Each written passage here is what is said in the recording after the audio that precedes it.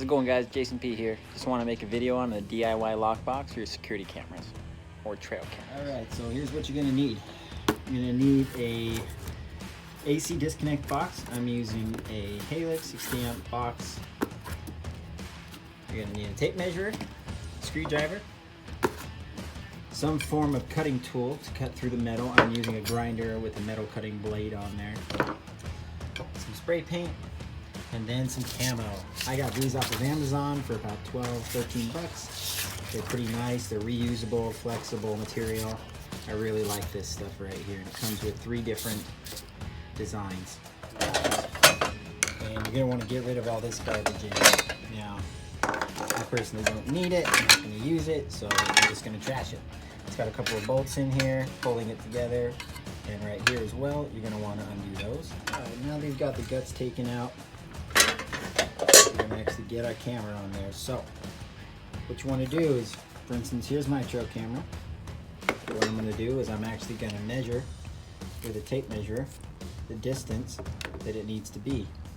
Now you want to make it smaller, obviously, than the camera, so they can't wiggle the camera out there. So, what I'm gonna do is I'm gonna get my measurements.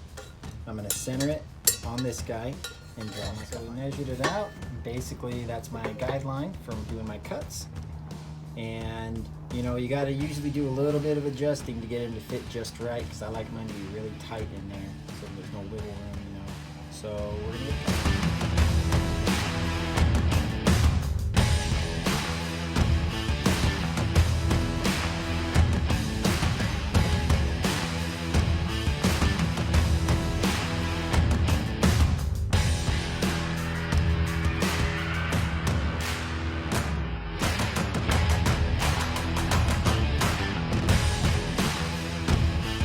So there's your basic cut.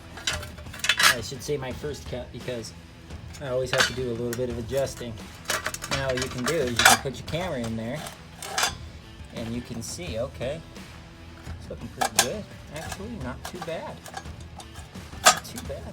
Looks like I'm gonna have to do a little bit of adjusting in there. But honestly, that guy right there, that'll lock.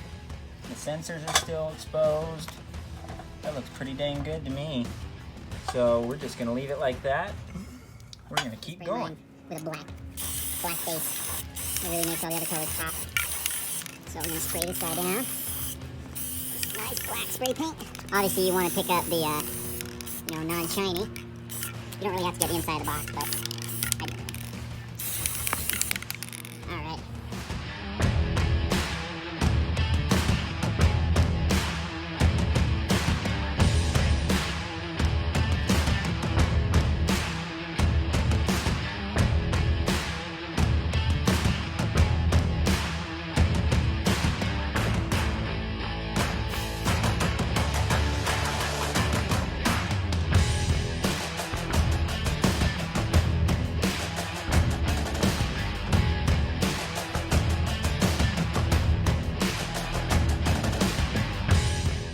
Do the brown coats because they're usually on the tree.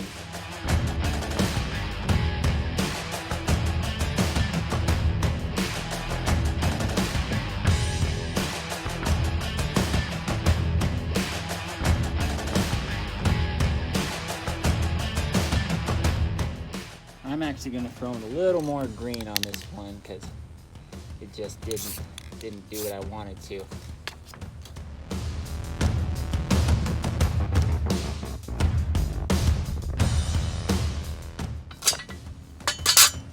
Bam.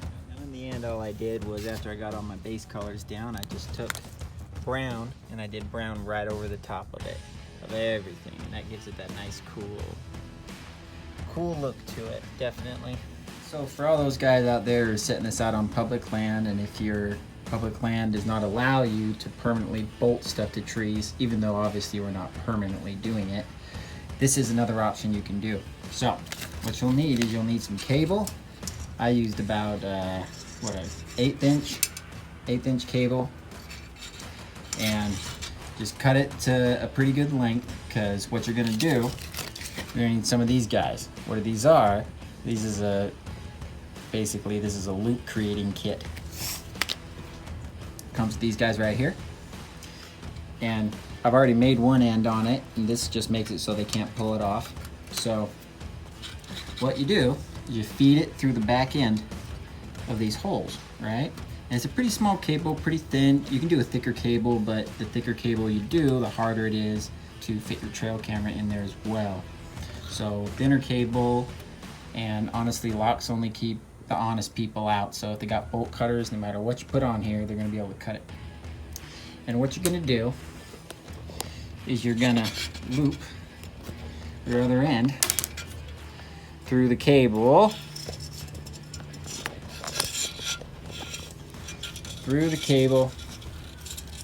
and you're gonna get it down here, and you're just gonna leave it like that. Now, you're gonna want a few of these, because what you can do is you wanna make this multi-adjustable for different trees if you don't wanna keep cutting it off the same tree and redoing it every time.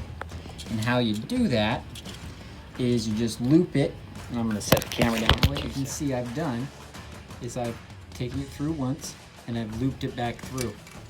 Then you're just gonna take a hammer, you're gonna smash that down. Then you're gonna put a couple more on here, you know, at varying lengths. What this does is this makes it so that no matter what tree you come up to, you can basically get one end on the other and put your lock on there. And see how small that tree is? I can put that one on. And you can make this tighter, obviously, but if you put a few of these on there, you can move around. You don't have to make another cable. So this is a really good alternative to bolting it to the trees and not damaging, you know, our national forests. So, hope you guys like my video. Alright guys, well, that's basically the trail camera box DIY. Hope you guys liked it. And, you know, here's the end product. Looks pretty good. It's ready to get used, ready to get set out this weekend. Let's put a nice lock on there. We got our cable lock going on. Or, you know, if it's your own land, you can just use some big lag bolts, and that ain't ever coming off the tree. So, hope you guys like this. Hope it's helpful.